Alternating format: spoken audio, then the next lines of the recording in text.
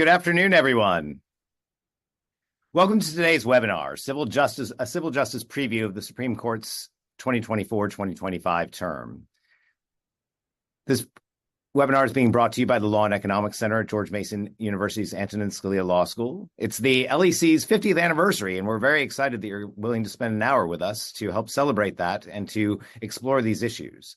I'm Donald Kochan. I'm a professor of law here at Scalia Law School at George Mason University, and I'm also the executive director of the Law and Economics Center. I'll be moderating today's discussion. This webinar is designed around the steadfast mission of the Law and Economics Center since 1974 to serve as a nexus for academic research and education that focuses on the timely and relevant legal analysis and economic analysis of public policy and legal issues confronting judges and policymakers nationwide. Our commitment is to developing original high-quality law and economics programming like we have today to further enhance economic understanding and scientific methodology understanding and to provide information that's useful to policymakers, judges, and other interested parties nationwide. We thank you all for joining us today to be part of this ongoing dialogue. Our panel today includes two veteran Supreme Court practitioners who are also keen analysts of the entirety of the SCOTUS docket. With us today are John Beisner, who's of Counsel, Litigation, Mass Torts, Insurance, and Consumer Litigation at Skadden, Arps, Slate, Meagher, and Flom, LLP. And we have Robert Peck, who is the president of the Center for Constitutional Litigation. They each have extensive experience in bios, and I encourage you to look at those by clicking on the links on the email invitation that you received for this program. But in order to get to the meat of the matter, we're going to dispense with long bios and move directly to hear their expertise. If you have questions, please submit those questions using the Q&A function at the bottom of your screen. Please identify yourself in the text of your message and keep your questions short so that they can be fit into this virtual format. The panelists have curated the cases and coordinated their analysis, so I'm going to step out of the way and turn it over to them. John and Robert, please proceed. Thank you, Donald. And thank you to the Law and Economics Center for inviting us again. Both of us enjoy the opportunity to talk about the court and some of the cases. I'd like to start today with Facebook versus Amalgamated Bank. And this is a case that the background is somewhat interesting. As those of you who are attending this seminar know, Facebook contains a lot of information about each of us personally that have signed on to Facebook. And that inspired a professor at Cambridge University to ask if Facebook would cooperate as he used that data to try to find patterns in information and do research. And they agreed to do so. When he found that he was getting such incredible information, he founded Cambridge Analytica, which you may recall got involved in some elections. In fact, originally it worked with Ted Cruz, and it made use of this Facebook information to try to help him in his campaign. When his campaign went south, Cambridge Analytica then worked with the Donald Trump campaign in 2016. And none of that was part of the agreement that Facebook had with Cambridge Analytica or the professor who founded it. So when it came to light that that was true, Facebook asked them to delete the data as part of the protection of privacy that was originally part of the agreement. They did not delete the data, and Facebook later then worked with Cambridge Analytica to generate campaign advertising during the election and other things. And when it was discovered that this information had come out, there was a plunge in the Facebook stock value. And so as a result, they again made a demand upon Cambridge Analytica to delete the data, which they did not do originally. And all this time, Facebook was assuring the public that they were indeed protecting their privacy and protecting their private information. So they were essentially misleading the public about this. And as a result, they paid more than a $5 billion fine to the FTC and SEC in settlement of this misleading information. So now we get to the heart of what this case is about. This is a securities litigation case. As part of a 10-K filing with the SEC, a company must also give risk factors, explain what the risks are in their company's value. And what Facebook did was essentially paper over this danger. They acknowledged that it had happened in the past, but they just said nothing. They didn't even acknowledge that it happened in the past, actually. What they did was they basically said, hypothetically, this is all possible as part of their risk factors. So the question before the court is that misleading to essentially omit the fact that it happened in the past, even if that's not necessarily an indication that it could happen in the future?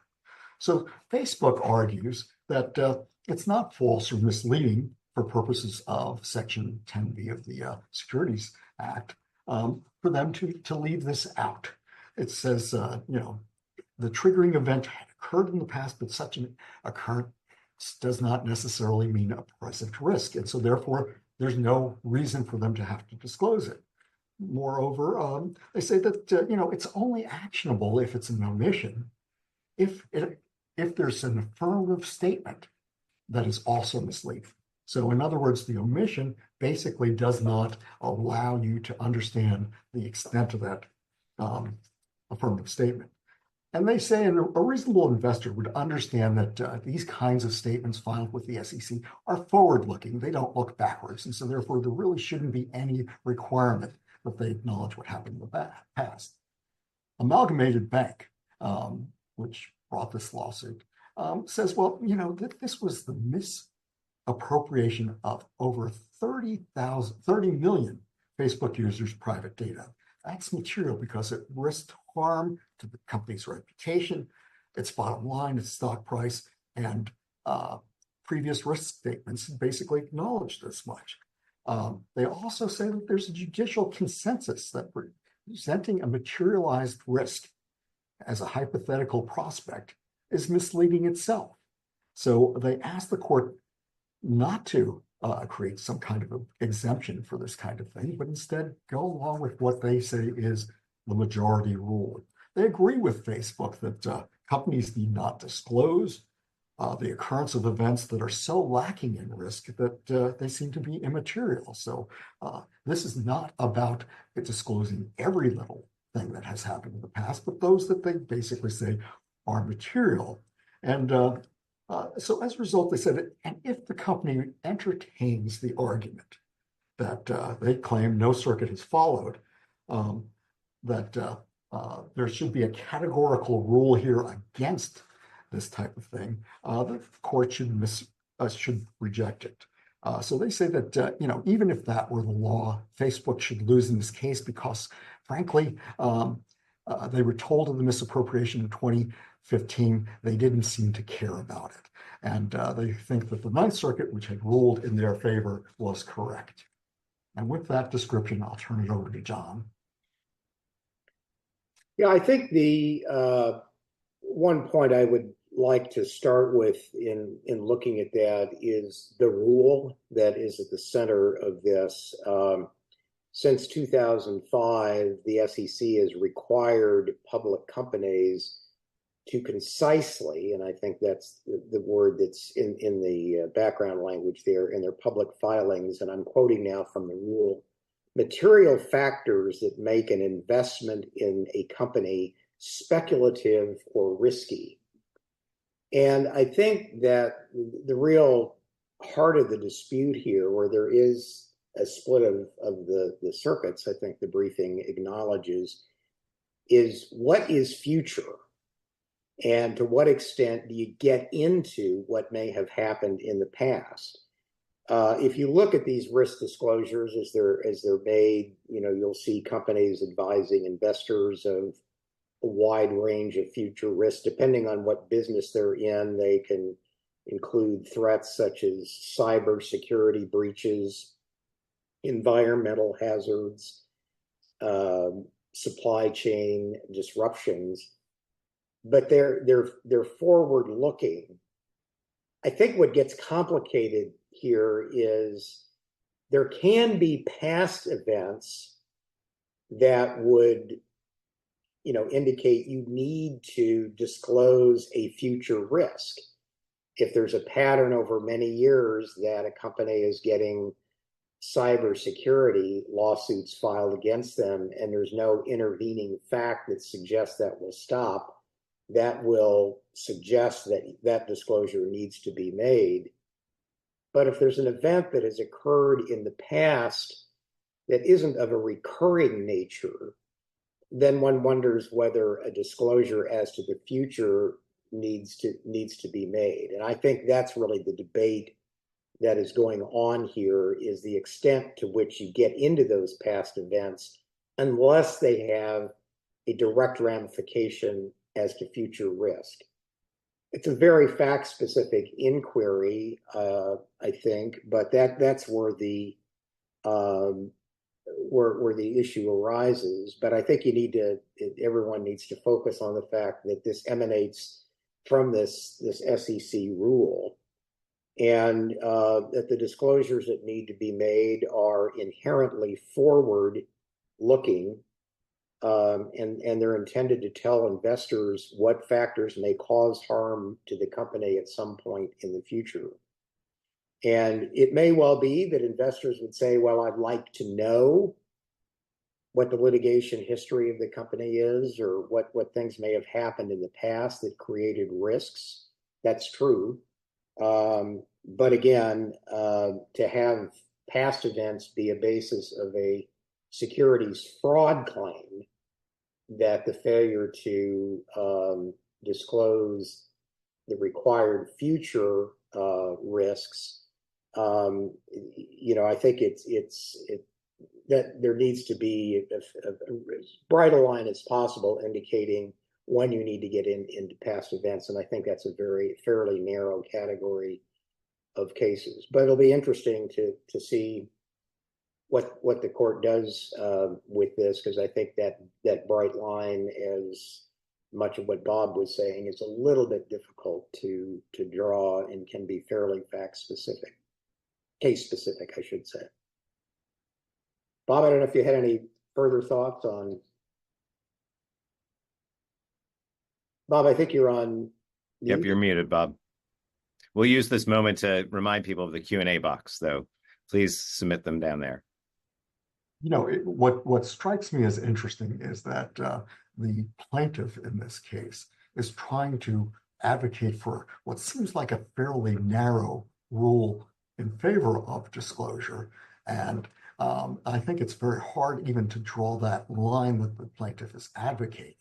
But at the same time, it seems to me it's fairly easy on the other side for Facebook to say that we've had this event occur in the past, but we've taken the following measures to make sure that it doesn't occur again.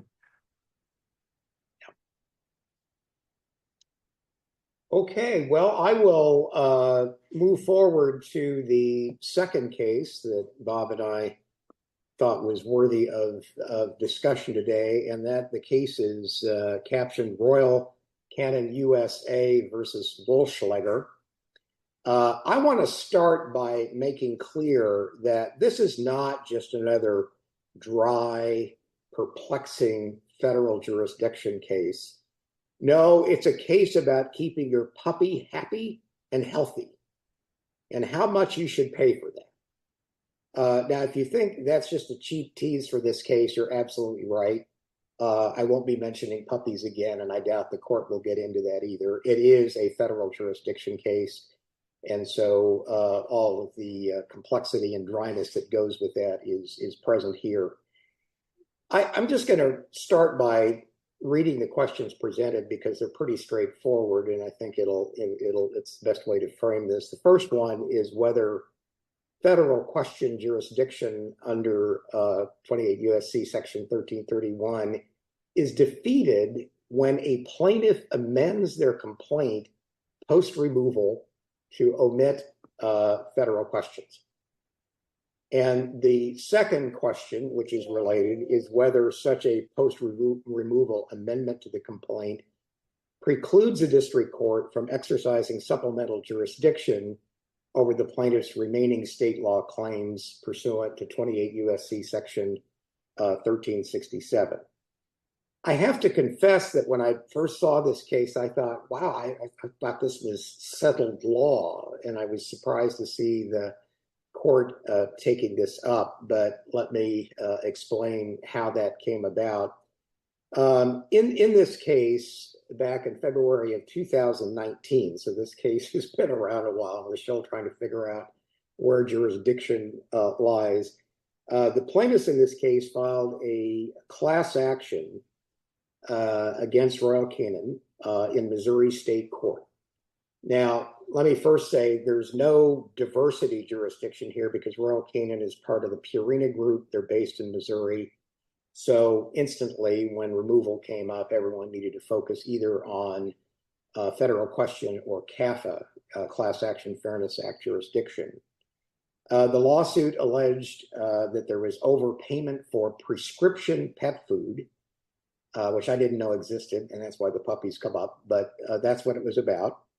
And there were a lot of allegations in there regarding federal food and drug law, although the claims were made under Missouri antitrust law, the Missouri Merchandising Practices Act, and common law unjust enrichment.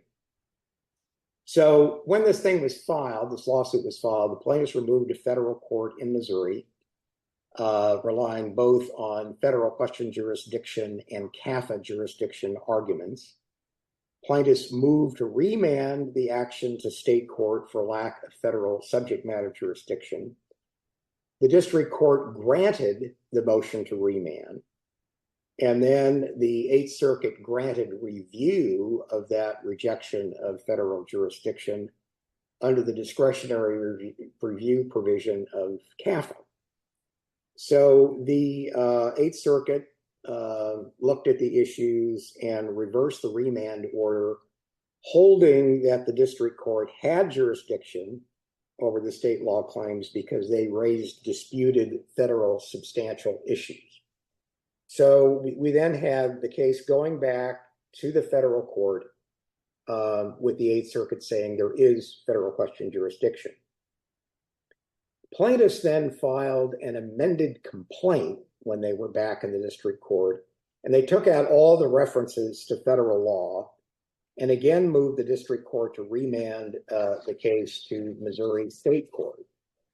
The defendants moved to dismiss the amended complaint under Rule 12b-6, and the district court granted defendants' motion.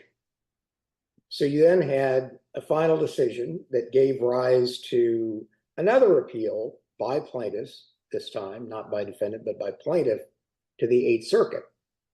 So following several rounds of briefing, the Eighth Circuit heard the appeal from the dismissal, but the circuit said, well, wait a minute, we're going to reverse the dismissal of the amended complaint because the plaintiff's post-removal amendments removed any basis for federal question jurisdiction. So the federal court was without jurisdiction to dismiss the case.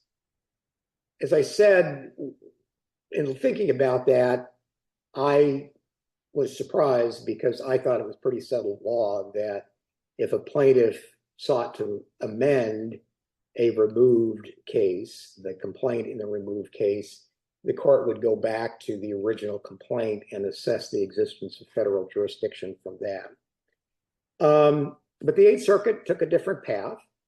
The opinion of the Eighth Circuit is very open in acknowledging that the court was parting company with all of the other circuits that had addressed this issue, and further acknowledged that they were changing their own precedent on this question. So the general rule is that I was remembering was that if an action is removed to federal court, the pleading on which the removal was predicated is the source of the jurisdictional analysis, regardless of any subsequent amendment. And there are key cases, 3rd, 11th, 9th, 2nd, 10th, 7th, and 4th that are mentioned in the Eighth Circuit's decision and in the briefing to the Supreme Court.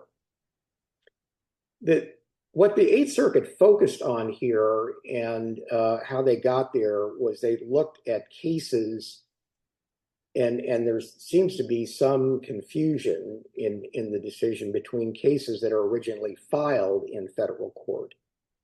Because if you file a case in federal court initially, and the plaintiff then amends to remove the federal claims so that jurisdiction is lost, then I think there is an argument that the case should be remanded. The Eighth Circuit, in its analysis, brushed aside what are the clear forum manipulation concerns that exist if you depart from that majority rule that I mentioned earlier.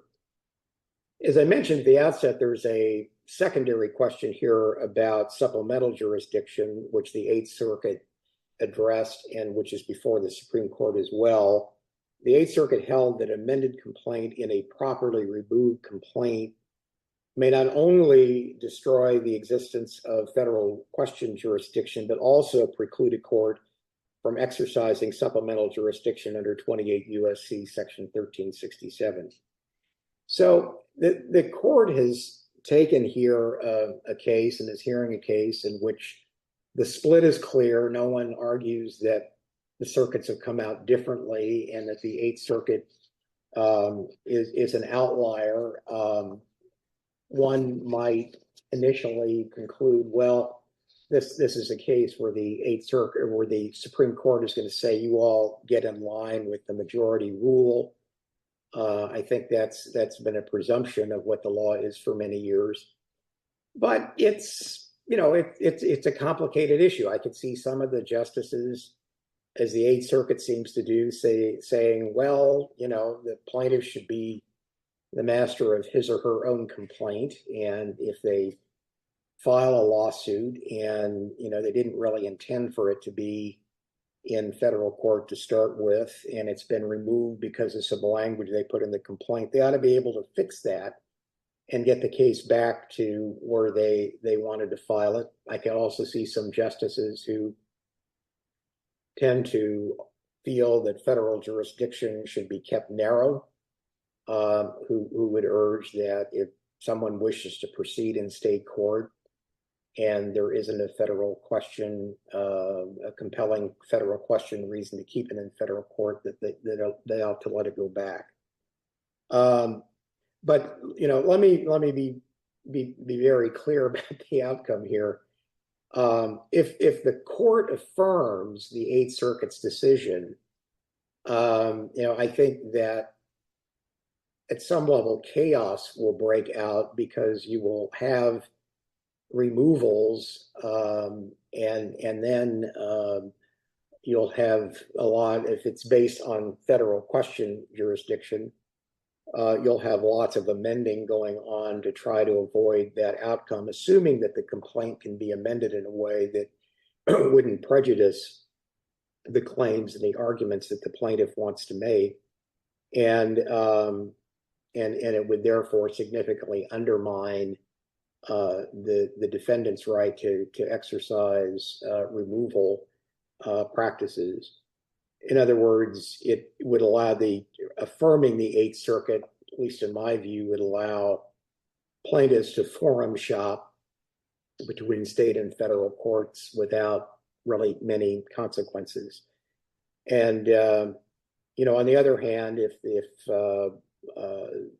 reversing the Eighth Circuit would make clear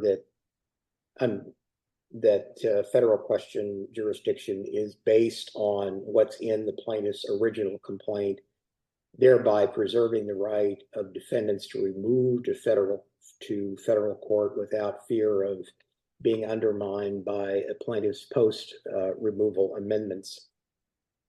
One thing I did want to note that I've always found interesting, where you have all of these, frankly, kind of games on both sides going on, trying to, on the defendant's side, to get the case into federal court, and on plaintiff's part to have the case heard in state court, is over the years, one of the things that I've seen used quite frequently is you have a case that's filed in state court.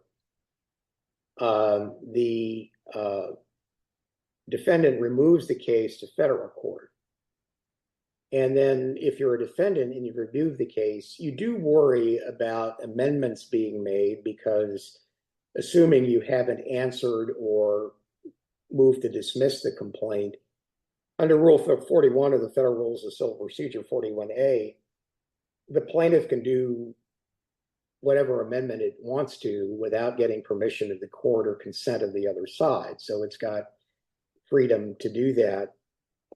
And so one thing that might come into play here if the court goes with the Eighth Circuit view is defendants removing cases and then immediately answering the complaint, which would then move the status of the complaint to 41, the secondary provision of Rule 41 that says, if you have answered, you can't change the complaint without the court's permission and that conditions can be imposed. So I've been in cases where we've done that and the plaintiff tries to amend the complaint, but at that point we've answered, and so it has to go through the court. And courts sometimes impose conditions, which the rule contemplates. So those conditions can be, you can't refile, you can't file the amendment to exclude federal jurisdiction and so on. So that's one thing that may come from this if the court, I think, would surprisingly go in the Eighth Circuit direction. The other thing I'd note is I've always been bemused by these disputes like this over amending the complaint, because particularly in the class action context, where you may have a variety of possible named plaintiffs and so on, the plaintiff counsel has the option in representing or purporting to represent the putative class to simply dismiss the case and refile it somewhere else. And I'm always wondering why that doesn't happen more frequently. Obviously, there are cases in which personal jurisdiction considerations or a desire to invoke a particular state's laws in the case may guide that. But that's another factor in this as well, that there are many tools that both sides can use. So I say all that just to note that if the Eighth Circuit position prevails here, I'm not sure it's necessarily the end of the world from a defendant's perspective in trying to achieve removal. On the other hand, it would be a very substantial change in existing practice. And with that in mind, and without having mentioned puppies any further, Bob, I'll turn it over to you. So let me pick up that theme. In many ways, I regard this case as a tempest in a dog bowl.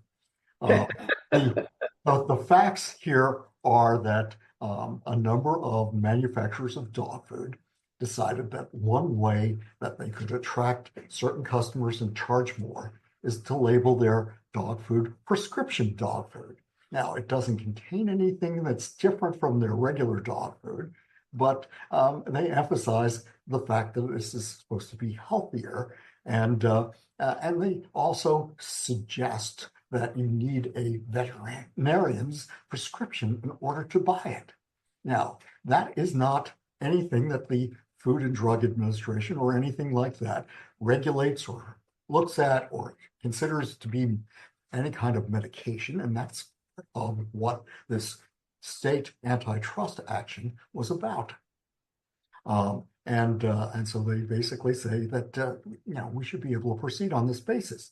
Now, that issue that created the federal jurisdiction is what's called arising under jurisdiction.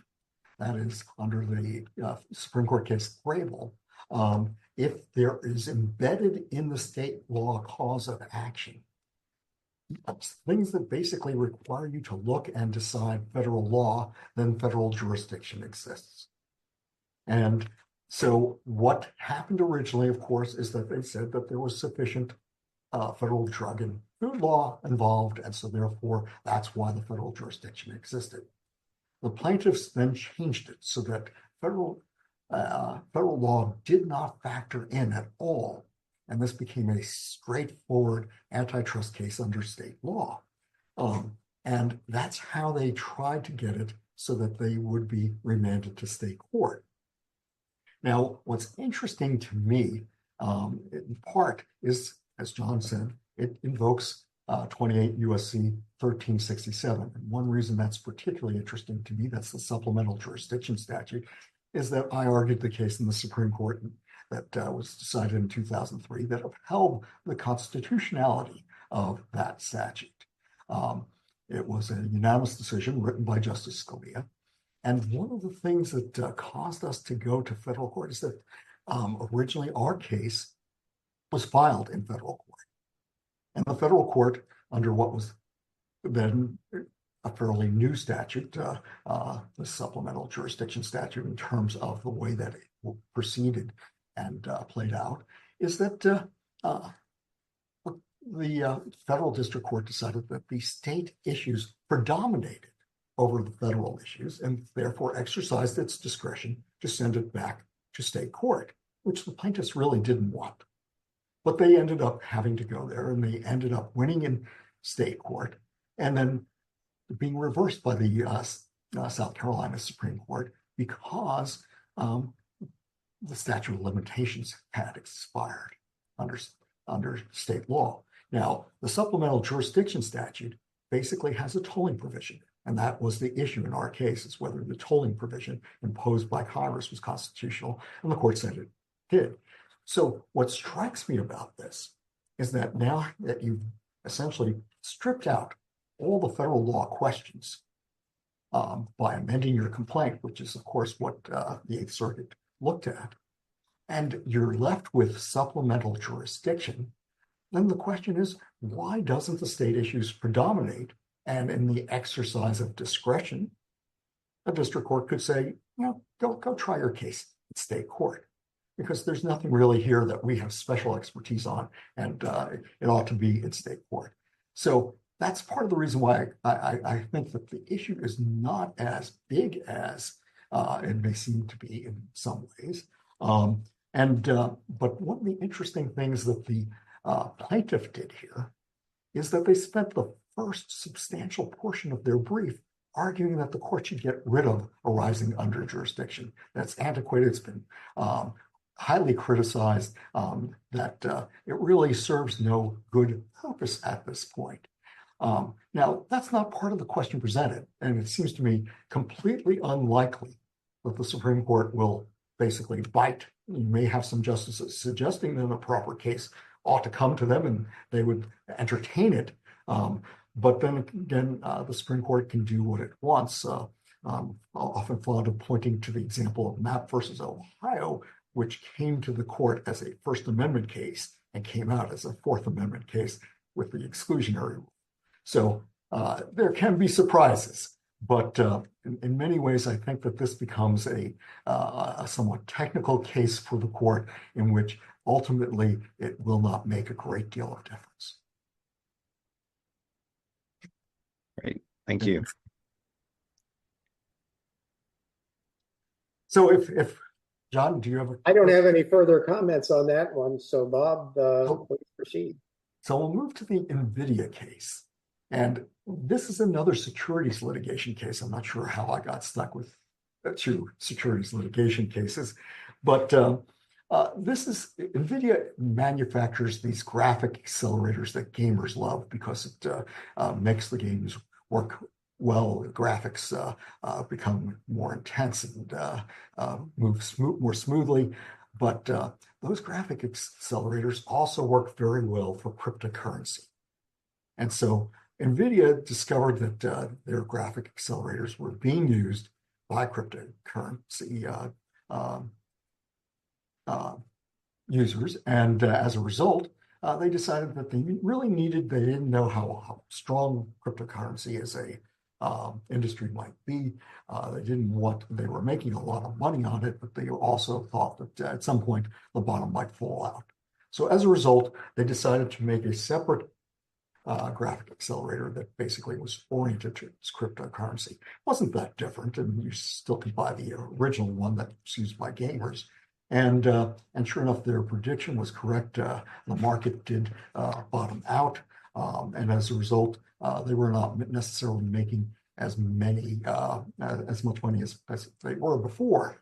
So this lawsuit basically is that they failed to basically disclose how much of their product essentially was being used by cryptocurrencies so that investors could make an accurate evaluation of the value of their stock. And So that's what the lawsuit began as. But what it has become is a construction of the Private Securities Litigation Reform Act. Now, the act was passed in 1995 by Congress because there was some thought that there were perceived abuses in this kind of litigation where someone would make an accusation without having done sufficient investigation. And as a result, they would put up a bare bones complaint, and the complaint then would open the door to discovery, and they'd be on a fishing expedition to find something they could essentially accuse the company of that would make money essentially for the lawyers and the named plaintiffs. So that required particularized allegations in the complaint. And in this complaint, which was a rather lengthy one, I believe it runs 80 pages, these institutional investors basically said that NVIDIA knew about how much they were dependent on cryptocurrency. They knew that this was going to cause problems with the stock, and they failed to reveal it.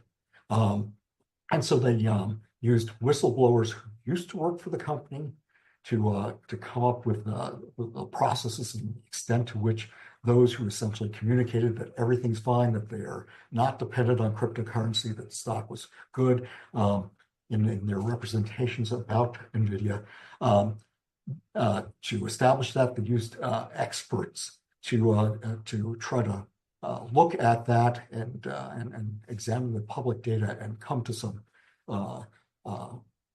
reasonable assumptions about what data NVIDIA probably knew and what they most likely misrepresented. They also cited some public investigations that showed that NVIDIA had engaged in this conduct. NVIDIA's response and their appeal to the Supreme Court basically focuses on the fact that they reference certain kinds of internal documents that the corporation has. And they describe the documents and basically make assumptions about what's in those documents based on this previous information and public information that they have. And say instead, what the court should require is that they should be able to actually say what the documents do reveal. And if they can't do that, then they should not be in court because they don't meet this particularized allegation requirement. And that goes to two things. First, whether there was any fraud, and second, whether there was the scienter requirement, whether there was an intent to deceive there, which requires a strong inference under the act. So these are the things that are being required. The response from the defendant, the plaintiffs, are that we can't possibly obtain these documents. They're only available through compulsory process discovery. We could, we've got whistleblowers who are former employees. You have to get whistleblowers who are current employees in order to be able to get access to these documents, and they're likely to face criminal prosecution for releasing internal documents. They certainly would be career suicide if they did things like that. So this is an unworkable approach. And under Tell Labs, which was a previous interpretation by the Supreme Court of the scienter requirement, workability is really the standard that the court should apply. So with that, John, I'll take on. Let me offer just a couple of thoughts. I think one needs to go back to the statute that's at issue, as Bob noted here, the PSLRA. And Bob correctly notes that this was enacted by Congress with considerable support because of a feeling that the securities litigation process had run amok, and that there were far too many securities cases. And the nub of those cases that were causing concern among members of Congress that prompted the bill was exactly what Bob said, and that is filing lawsuits where there was someone noticed that stock price had dropped, so that there was a possibility of injury and damages, but that the suit would be filed with bare bone allegations, and the hope was maybe we'll get some support for what we're alleging here out of the discovery later. And it seems to me that with that in mind, a concern that one would have, that I suspect the court may have on this, is whether the arguments that are made here and the minority position that the Ninth Circuit has staked out here, I won't say will gut the statute, but will substantially weaken it from its fundamental purpose, which is you damn well better have a basis for this lawsuit and be able to demonstrate a basis for the securities class action up front, because we're not going to let you just roam around and try and justify what you've done later. And I think that's really what is at issue in this case. I have to say I've been particularly intrigued by the notion of using an expert witness to an expert opinion to meet the PSLRA's falsity pleading requirements as sort of a substitute for making particularized allegations of fact. And I haven't dug in to see if any of this came up here, but it seems rather strange to me that you would bring expert witnesses in at the pleading stage. I mean, okay, so I filed my complaint, and it's in part based on an expert opinion. And if you're the defendant as part of my motion to dismiss, do I file a Daubert motion saying that the expert doesn't have a basis for this opinion that's been offered, in part because that expert hasn't seen any documents that would indicate falsity? I just sort of offer that as a point of bemusement, because the use of experts at what's really basically anticipating the motion to dismiss stage seems unusual, although I don't want to demean experts in any way, but it's an unusual part of this. But, I do think that I suspect the court took this because the Ninth Circuit had staked out a minority position here that would weaken the statute. And if the Ninth Circuit is affirmed, I think it's fairly clear that a greater number of suits against the PSLRA would survive motions to dismiss, and it would encourage thereafter the filing of many more actions that we're seeing now, because it would lower the view of the other circuits about the specificity of the allegations that are required to survive at the complaint stage. And one worries that to establish scienter under the Ninth Circuit's decision, the plaintiffs could simply plead generalized allegations about the existence of internal documents, and to establish falsity, just hire an expert of their choosing to provide an opinion on that subject without actually digging in and proving the facts. And as I said, to Bob's point about, well, how are you going to get this information unless you get discovery? That's an issue in all litigation. And I think increasingly the federal courts are saying, and the Supreme Court is saying, you shouldn't be filing it unless you've got a basis for the lawsuit to start with. And to just say, I'll find evidence of whatever I'm alleging later if I get into discovery, that's just not good enough. So in any event, I don't want to make any hard prediction about how the court will come out on this, but I think that those who are members of the court who are looking at what Congress is and the purpose that's clearly reflected in the language of the statute will have concerns about weakening those requirements. So just two quick little responses. One is, experts do provide facts. They're not just opinion. And sometimes it's their ability to extrapolate from facts that provide the necessary facts. And this is not a case in which there's bare bones complaint. This was an attempt to really explain what was going on inside the corporation based on past behavior, based on what these reports have shown in the past, and therefore must have shown this time, and that sort of thing. So it's not necessarily as bad as what caused the PSLRA to be enacted. At the same time, what is unique and rather novel about NVIDIA's argument is the requirement that you actually have the actual documents, that you actually be able to quote from them and things like that. That seems to go too far. Now, we've gone, since the statute was passed, we've undergone a pleadings revolution with Iqbal and Twombly and that sort of thing, so that we get a lot of what the PSLRA previously used to require out of that. And of course, we have Rule 9b, which requires that fraud and misrepresentation types of cases be also use that particularized language in how you plead. And some circuits have said, all you have to do is meet Rule 9. Other circuits have said, well, you have to go a little further than that. So there's a lot of confusion, and I frankly think that the court is likely to give us a mushy kind of answer that doesn't give the petitioner everything it wants, but doesn't give the respondent everything necessarily. Thank you both. Just a reminder, we have about 12 minutes left, so I'll let you choose what's next.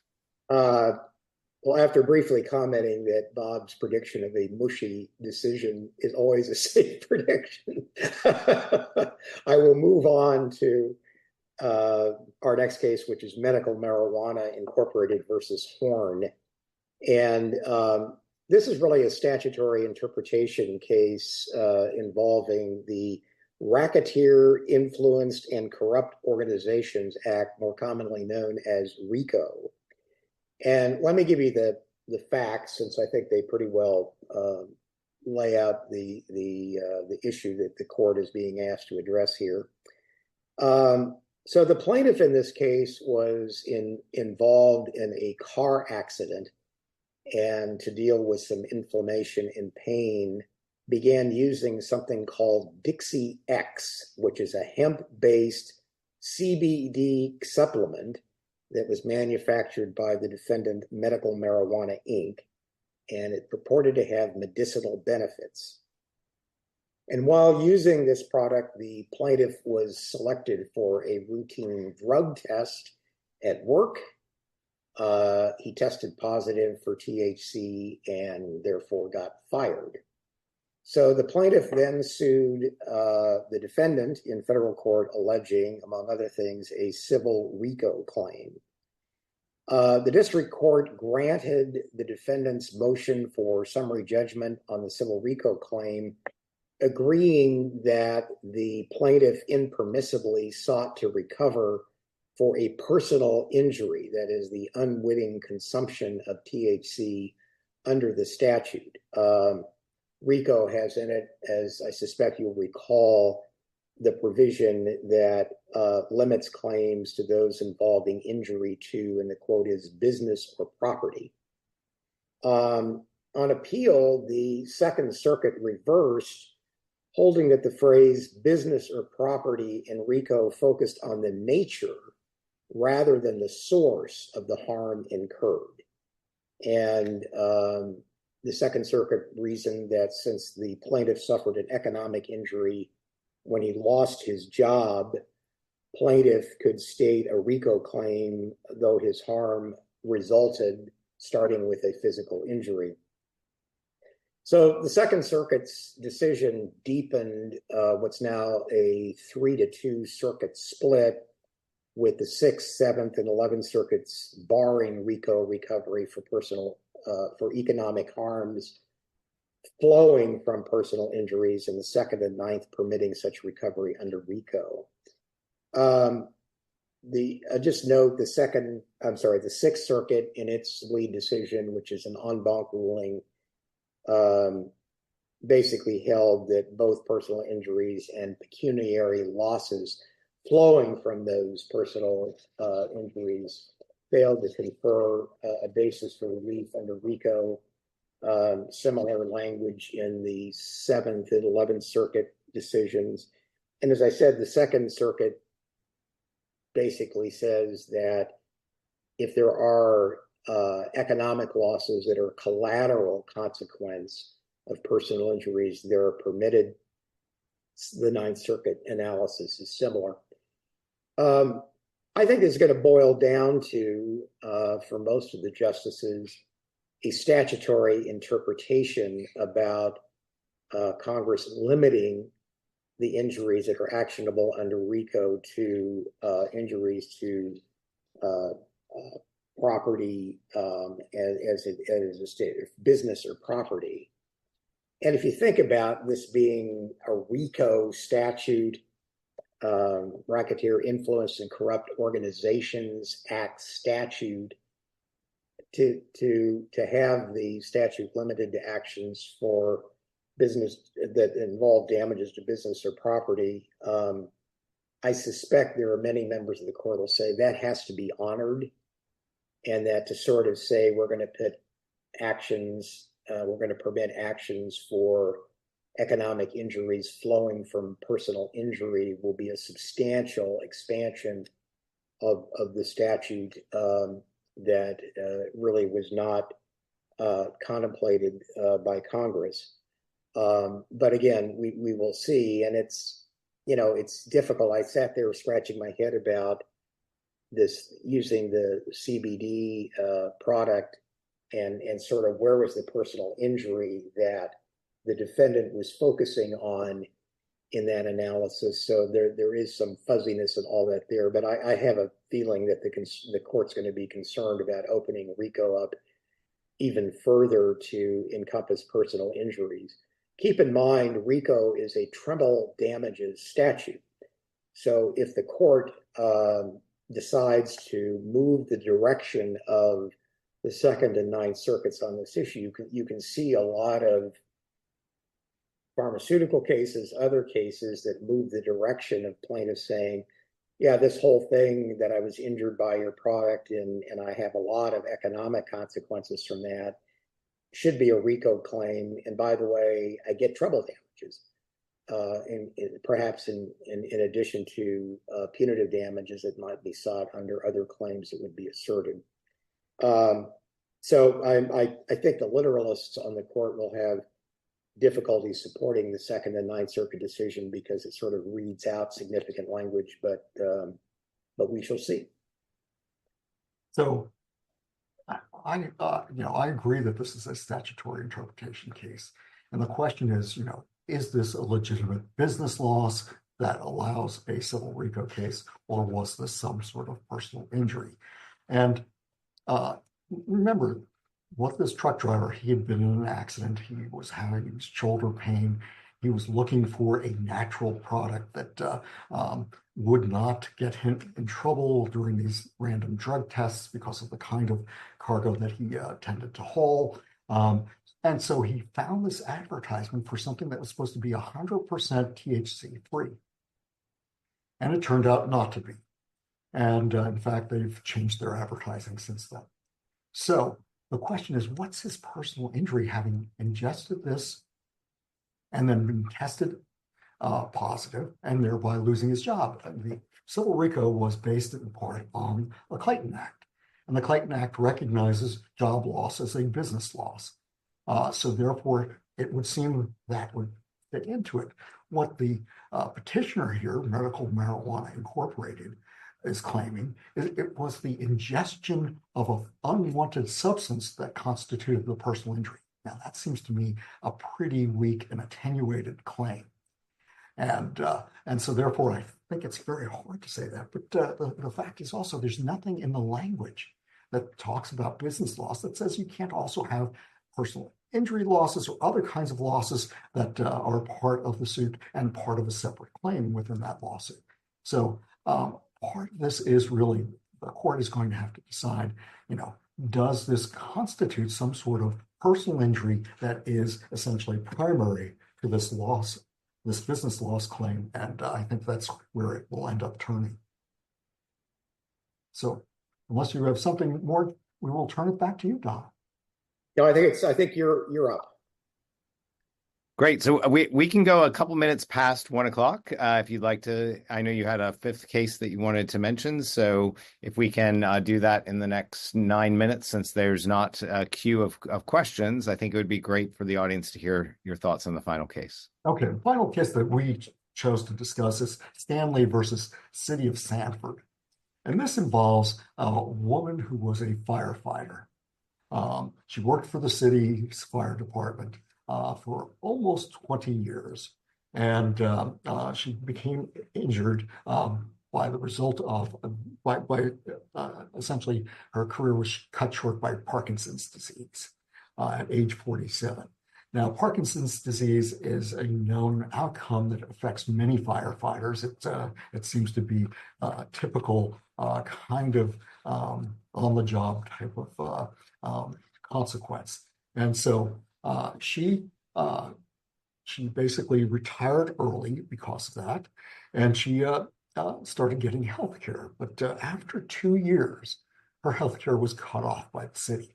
And that's because when she started as a firefighter, the rule was that anyone who had worked for 25 years or longer would get health coverage for their life. Those who retired due to a disability also qualified for health coverage for their life. But in 2003, she did not realize this, the city changed its policy and limited disability retirements to only 2 years of coverage.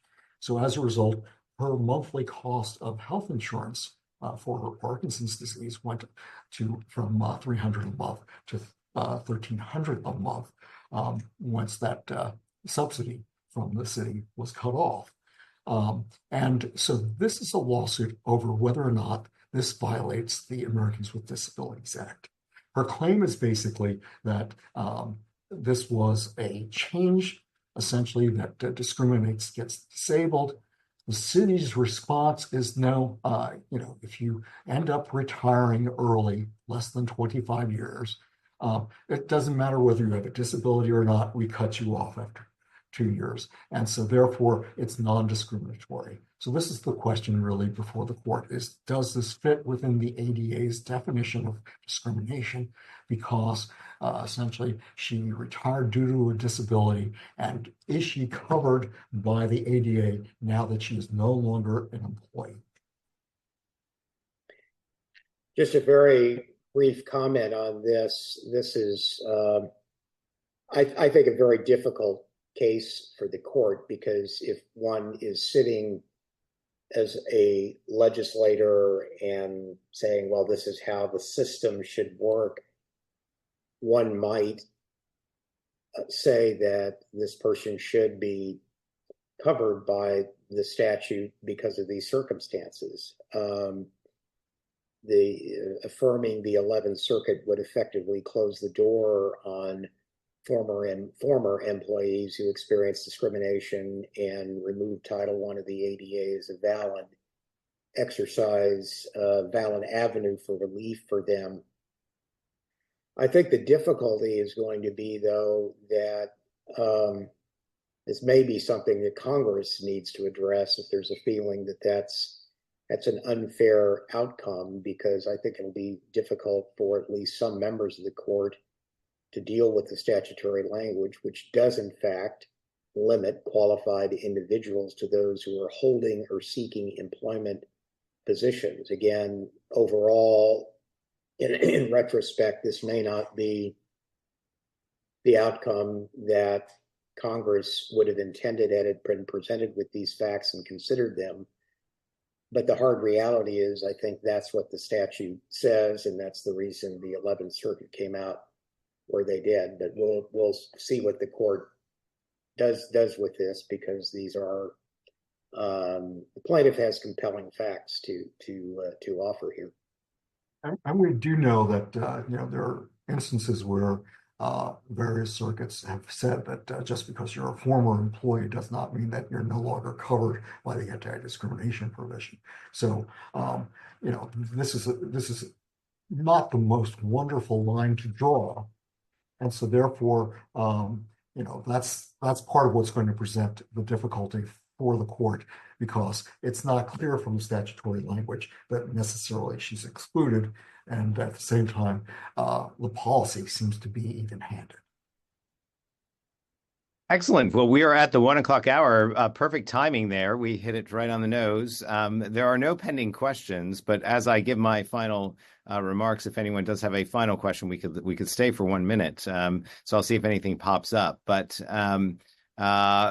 any closing observations that you'd like to share with the audience about the upcoming term, themes that we should be looking for, cert petitions that we should be considering watching, anything final and sort of a 30-second wrap up that either of you would like to mention? The big thing, of course, is we're early in the acceptance of certiorari petitions in this term. This is not at the moment shaping up to be that exciting a term, but we all know that can change rapidly. And certainly in a presidential election year where we know that election litigation is very likely to be filed all over the country, we know that the court will become intensely embroiled in that, and that may change our view of how this term really should be regarded. My final note is somewhat of an echo of Bob's note. We go through the cert grants in preparing for this, and we are focusing on civil litigation related cases. So there's a lot that we don't even consider criminal cases and so on, including here. But it strikes me that this exercise of identifying those cases, particularly before the term starts, gets a little bit more difficult each year. It's in part because they're granting cert in fewer cases, and the ones this year really are very clear. Most of them, anyway, are very clear circuit splits where there's a compelling reason to grant them. But I do think that I agree with you. At least at the moment, this doesn't appear to be the most exciting term, but there's still time. When I started practicing, the court was deciding 160 cases a term. Last term, it was, I think, 58. And yet they still seem somewhat overworked last term in terms of their progress. There were a lot more concurrences and dissents. In fact, in one case, which when Chief Justice Rehnquist was presiding over the court, he noted the number of dissents and concurrences in an opinion that he announced, and then quipped, "I didn't know we had that many justices." Very good indeed. Well, thank you both for making this hour interesting, no matter what the term has ahead for us, and giving us a glimpse into what we should be thinking about and watching in the term ahead.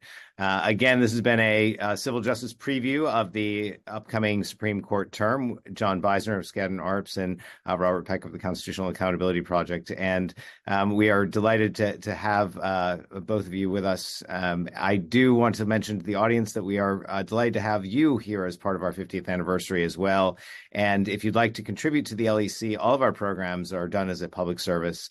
And we appreciate your support. So you can go to masonlec.org, that's masonlec.org, to contribute, where you can also learn about our other upcoming programming and additional opportunities to get involved. So thanks again to everyone, and we wish you well for the afternoon. Take care.